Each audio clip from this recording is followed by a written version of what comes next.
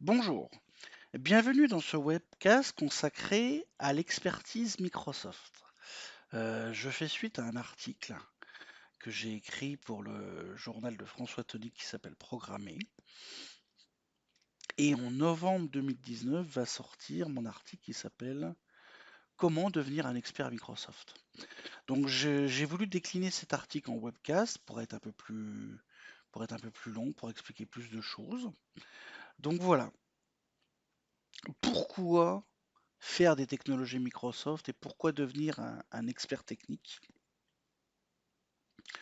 Dans le monde traditionnel du développement logiciel et dans le parcours professionnel des ESN, anciennement les SS2I, il y a deux parcours. Soit on est développeur, pardon, soit on est manager. C'est souvent le cas et on se retrouve avec beaucoup de caricatures du style un jeune développeur qui dit moi je fais développeur pendant 2 ans puis après je fais chef de projet parce que chef de projet ça rapporte plus. Bon, ça, c'est l'erreur dans laquelle il ne faut pas tomber. Il y a deux catégories d'informaticiens développeurs. Il y a ceux qui codent et il y a ceux qui codent pas. Ceux qui codent pas et qui sont respectables, ce sont les architectes.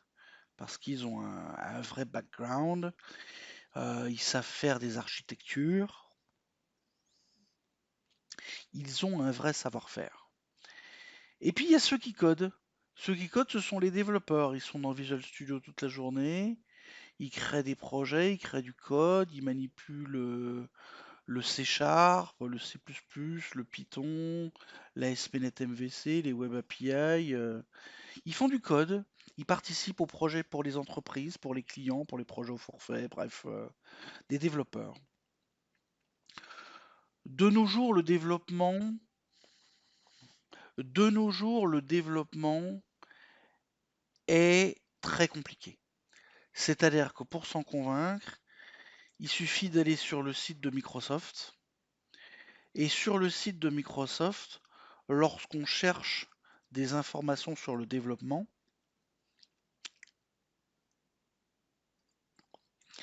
je vais dans tout Microsoft développeur IT, je vais par exemple sur .NET ou sur non, .NET, voilà, parce que dans le monde du développement, on fait beaucoup de .NET. Lorsqu'on veut faire du .NET, on peut faire du web, du mobile, du desktop, du microservice, de l'IoT, du cloud, du machine learning, du gaming. C'est assez compliqué. On nous propose du C Sharp, du VBNet, du F Sharp. Il y a aussi le C++. Mais bon, cette partie .NET dans le site web Microsoft ne parle pas du C++, du Win32. Je vous en parlerai tout à l'heure. Si vous êtes junior, euh, le discours Microsoft, pardon, peut tout de suite faire écho, c'est-à-dire que par défaut, partez dans les applications web.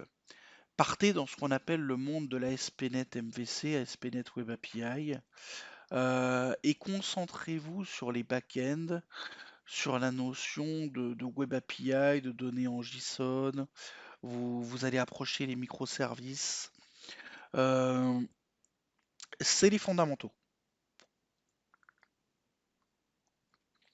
Ensuite, avec le temps, vous allez partir sur différentes spécialités qui peuvent être mobiles, front-end, Reactive Web App ou desktop. Alors, si vous êtes en mobile, dans le monde Microsoft, il y a quelque chose qui s'appelle Xamarin, qui permet de faire des applis pour iOS, Android et Windows. C'est du C Sharp. C'est la technologie Xamarin, ça existe depuis de nombreuses années. Ça a beaucoup progressé, parce qu'au début c'était pas terrible, c'était un peu lent, mais maintenant c'est pas si mal que ça. Microsoft fait beaucoup de pubs sur le nouveau Xamarin Forms. C'est quelque chose qui a beaucoup progressé, donc vous pouvez vous lancer dedans. C'est pas mal. Moi qui suis proche des programmations natives, je préfère utiliser ce que fournissent les éditeurs des systèmes d'exploitation. Donc Java pour Google Android et Objective-C, Objective-C++ et Swift pour iOS. Mais bon, si vous voulez rester en C Sharp, le mobile Xamarin, c'est sympa. Ensuite, il y a les applications desktop. Donc les applications desktop, eh ben, c'est pas dur. C'est WinForm, WebForm, WinRT ou Win32. Donc là, lorsque vous débutez, il faut connaître la programmation orientée objet, il faut connaître l'événementiel. Donc je dirais que si vous partez sur desktop, vous avez deux grandes voies, il y a un Y. C'est soit vous faites du WPF, soit vous faites du WinForm. WPF n'est pas forcément la voie dans laquelle je vous engage à aller, parce que c'est du XAML et c'est pas utilisé tant que ça par les entreprises. Et en fait, vous trouverez plus facilement des projets en WinForm. WinForm, c'est comment dire, c'est le monde événementiel Windows traditionnel basé sur le GDI. C'est simple, fiable et rapide. Il n'y a pas de complexité, il n'y a pas de binding délirant. Euh, c'est quelque chose qui est simple à comprendre et qui est puissant. Pourquoi je vous dis du WinForm par rapport à WPF? C'est-à-dire qu'il y a beaucoup de secteurs d'activité qui sont passés à WPF parce que Microsoft en avait fait l'avenir, et en fait ils sont revenus. Ils sont revenus à WinForm parce que c'est beaucoup plus léger, c'est beaucoup plus puissant, et puis le XAML, le XAML, quoi qu'on en dise, c'est assez compliqué pour ce qu'on veut faire, pour faire des applications de gestion, quoi. Et puis le fait de vendre WPF et XAML comme étant multi-écran, ça n'a jamais été un argument qui a convaincu. Bon, puis moi je considère que la complexité à se taper la tête contre les murs pour faire 3 zones texte, 4 combos et 2 grilles ne vaut pas le coup. Donc le WPF, c'est pas ma tasse de thé, j'en fais, mais je préfère largement WinForm. Beaucoup mieux WinForm. Donc il y a aussi une troisième catégorie qui s'appelle UWP. UWP, c'est pour les tablettes, euh, c'est pour Windows 10 essentiellement, c'est pour Xbox, Surface, IoT. Mais en fait, c'est un sous-ensemble UWP. C'est un sous-ensemble Windows 10 avec le dernier SDK. Ce sont les API WinRT. Bon, bah UWP, malheureusement, je vais pas vous le cacher, c'est un petit fiasco. Ça marche pas beaucoup. Il n'y a pas beaucoup d'engouement là-dedans, donc je vous force pas à y aller. Vous allez perdre votre temps. Vous allez acquérir des connaissances qui servent à pas grand-chose. Donc lisez de la littérature si ça vous intéresse, mais moi je vous engage pas avec mon expérience à partir dans l'UWP. Personne n'en fait ou presque. Donc voilà. Maintenant que vous savez sur quel pied danser, il y a la base. La base, c'est le langage C Sharp.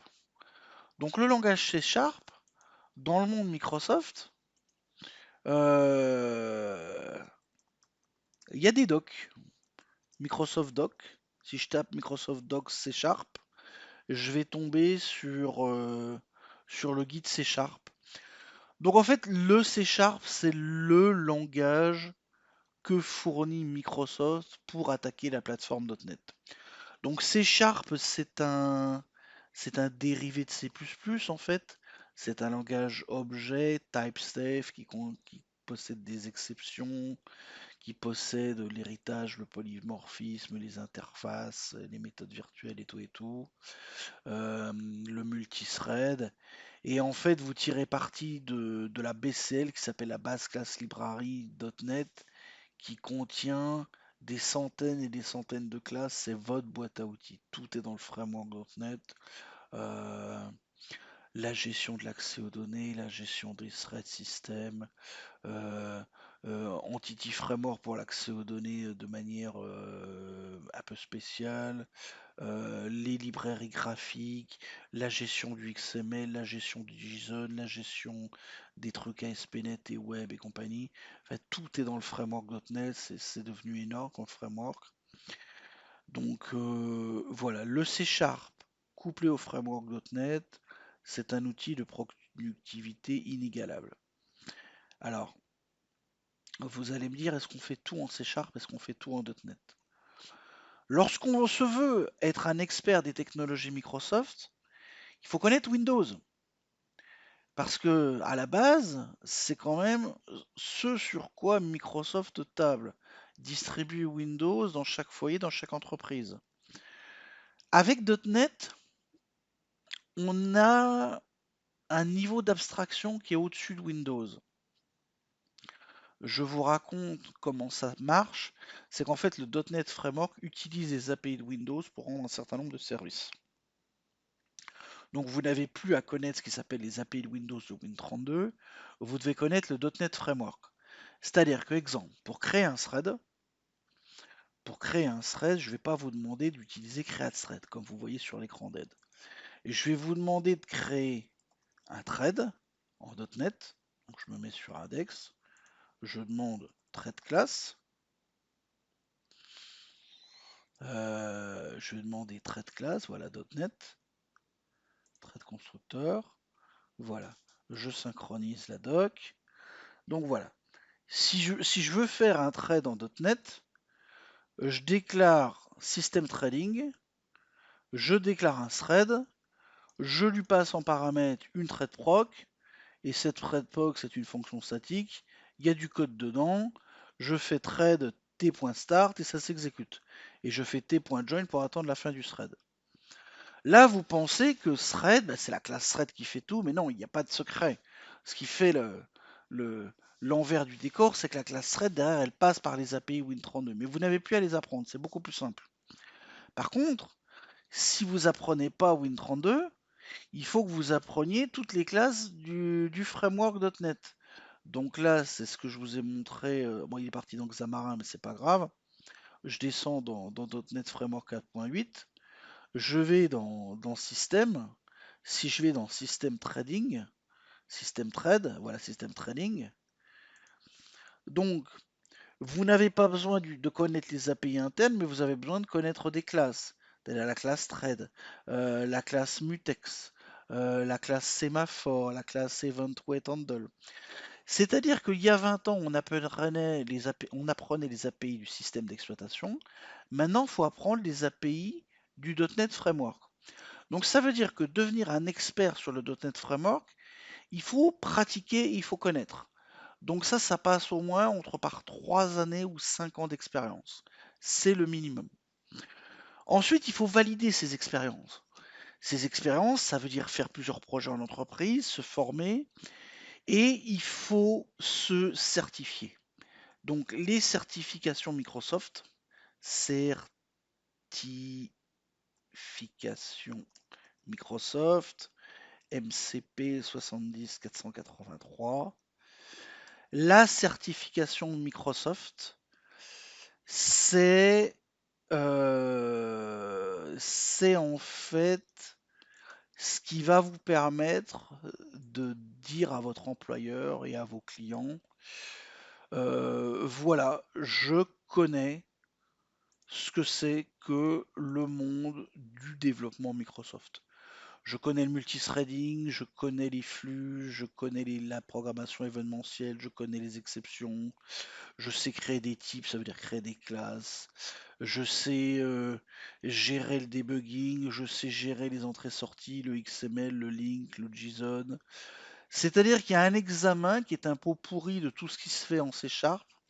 C'est le MCP 70483. Donc ce 70483 qui s'appelle Programmer en C#, il faut absolument le passer. Il n'y en a plus qu'un maintenant qui fait les technologies Microsoft en développement. Et après, il y a des cursus spécifiques. Il y a mobile, web app WinRT XAML et desktop. Mais le desktop, il est déprécié. WinForm, Webform, ça n'existe plus tout ça. Et le desktop avec WPF, je crois aussi qu'il est déprécié. Et celui avec HTML WinRT aussi. Donc il reste que web, mobile ou cloud. Mais programmation C Sharp 70 483, c'est le socle commun sur lequel il faut absolument le passer. Euh, Moi qui possède un vieux cursus de 2005 qui s'appelle MCSD, MCSD.NET, je veux dire, sur SQL Server, C Sharp, Webform, WinForm et compagnie. Je l'ai quand même passé, malgré que j'avais un MCTS d'update 2.0, MCPD d'update. J'ai quand même passé le 70 80 83 parce que c'est le dernier module MCP de développement, il faut l'avoir. C'est très important. Alors, euh, petit bémol sur les certifications. Vous avez vu que quand je tape certification MCP avec un numéro, je tombe sur des dumps. Ne passez pas les examens avec des dumps. Les dumps, ce sont des gens qui retiennent les questions aux examens et qui vous font des examens blancs avec les vraies questions de l'examen ou presque. Et après, vous vous retrouvez à bachoter les examens et à passer un examen au rabais parce que vous connaissez les réponses et les questions. Et ça, c'est pas bien. C'est pas bien. C'est comme si vous trichiez un examen. Donc, vous pouvez vous servir du bouquin MS Press de certification qui vous explique qu'est-ce qu'il faut travailler. C'est-à-dire que voilà, chez MS Press, il y a un bouquin 70 80 83 euh, qui, qui est le bouquin officiel de préparation, voilà, qui s'affiche là, le exam ref 70 483. C'est un examen, c'est un bouquin de 400 pages qui vous explique tous les chapitres qu'il faut réviser. Donc que vous lisiez ce bouquin-là pour vous remettre à niveau, c'est une chose, mais ne passez pas par les examens blancs, c'est de la triche. Et puis, si c'est pour avoir un examen et tricher, ça sert à rien, c'est pas honnête. À un moment donné, les gens découvriront que vous n'êtes pas au taquet. Donc voilà. Alors, je reviens sur la notion de développeur et d'architecte. Il y a deux types de personnes. Il y a les experts techniques qui sont des architectes qui codent, c'est-à-dire qu'ils savent ce qui fonctionne et ils savent ce qui ne fonctionne pas. Et puis vous avez les architectes qui font du PowerPoint. Auquel cas, ils restent très évasifs, ils savent que bon bah l'accès en données, il faut faire de l'Entity Framework, mais il y a aussi de la DO.NET, il y a aussi la librairie Dapper. Mais si vous leur demandez des informations sur les performances, sur qu'est-ce qu'il faut utiliser dans tel cas, ils ne sont pas forcément au courant parce qu'ils ne codent pas. Donc moi, ce que je vous engage à faire, c'est que si vous voulez être un vrai expert sur les technos Microsoft, il faut développer, il faut coder. Ça, c'est très important. Celui qui ne code pas, n'a aucune expérience de la vraie vie. C'est-à-dire qu'on peut avoir des années d'expérience, mais celui qui ne code pas, eh ben, il ne connaît pas la vraie vie. C'est-à-dire que par exemple, si je prends dans le monde .NET les threads, il y a des threads, mais il y a aussi des tasks. Euh, Quelle est la différence entre un thread et une task? Eh bien, celui qui code le sait parfaitement parce que la classe task, elle s'utilise pas du tout de la même manière que la classe thread. L'architecte qui code pas, il va vous dire ouais, bah, c'est pareil, il y a les traits, il y a les tasks, c'est pareil, vous utilisez ce que vous voulez. Non, c'est pas vrai, c'est pas pareil, c'est pas la même chose. Donc ça s'utilise pas de la même manière, il n'y a pas les mêmes objets, il n'y a pas les mêmes facilités, il n'y a pas le même cycle interne de vie de l'objet, donc c'est pas vraiment la même chose. Donc continuez le développement, c'est très important. Tout au long de votre carrière, continuez le développement. Euh, quoi d'autre au niveau du développement de votre carrière au niveau de l'expertise Microsoft. Euh, à part les MCP et les diverses technologies, euh, ce qu'il faut, c'est du temps. C'est du temps pour pouvoir tout apprivoiser. Je vais vous donner un exemple d'application euh, qui s'appelle eShop on Container. C'est Microsoft qui fait ça et c'est une application qui regroupe à peu près toutes les technologies Microsoft modernes qui sont attendues dans le cadre d'un développement d'entreprise. C'est-à-dire que voilà, eShop on Container, c'est ça. C'est une application Xamarin Forms qui est multiplateforme iOS, Android, Windows. C'est une web app traditionnelle en HTML et en ASP.NET MVC. C'est une application PWA fait en TypeScript Angular. Bon, je vous parle pas trop d'Angular parce que ces trucs-là, c'est particulier, c'est pas les technos Microsoft.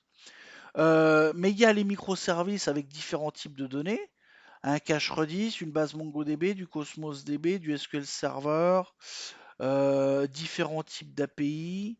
un bus qui permet de partager les communications entre les microservices, un bus RabbitMQ, l'utilisation éventuellement, si vous êtes sur Azure, de l'API Gateway, le hosting Docker ou le hosting en Azure avec Azure Service Bus. Cette application eShop on Container, c'est l'application Microsoft 2019. 2018 exactement, mais c'est pas grave. On va l'appeler 2019. Si vous savez faire tout ce qu'il y a dans eShop on Container, euh, vous êtes un vrai expert Microsoft. Et vous pouvez demander une rémunération qui va à faire pâlir n'importe quel développeur digne de ce monde. C'est-à-dire que si vous connaissez ces technos-là, votre employeur, il sera content de vous, il va pouvoir vous utiliser au maximum et vous aurez un niveau de technicité hors pair. Donc ça veut dire les technos clients, Xamarin Form, la notion du HTML avec les API ASP.NET MVC, donc savoir faire de la ASP.NET MVC, vous pouvez faire tout en server-side, c'est pas dérangeant. Le JavaScript, c'est pas une obligation d'y aller dans le JavaScript, hein. Ne vous fourvoyez pas, c'est un métier à part le web et le JavaScript. Vous n'êtes pas obligé de tomber dedans, c'est un métier vraiment à part. Vous utilisez les gateways qui centralisent les appels des microservices. Vous faites des microservices qui sont des services web complètement isolés les uns les autres. Vous faites de la communication inter-service avec un bus. Ça peut être RabbitMQ, ça peut être une queue maison, ça peut être un développement maison, ça peut être ce que vous voulez. Vous utilisez différents backends, ça peut être des documents JSON stockés dans du MongoDB, ça peut être du document de DB, ça peut être du Redis, ça peut être du SQL Server. Donc cette application-là, c'est vraiment le type d'application qu'il faut savoir faire. Si vous savez faire ça, vous êtes au taquet. Donc c'est ce que je vous engage à faire. Donc cette application-là, elle est sur GitHub, github.com, .NET Architecture eShop on Containers. Vous avez la version Docker, vous avez la version Azure, et vous avez tout ce qui est source code de tout ça. Donc n'hésitez pas à y regarder, c'est vraiment très bien. Bon ben voilà, ce petit webcast touche à sa fin. C'est une introduction. Elle mérite d'être un petit peu plus développée, donc revenez sur mes vidéos et puis vous aurez une mise à jour bientôt. Allez, merci, au revoir.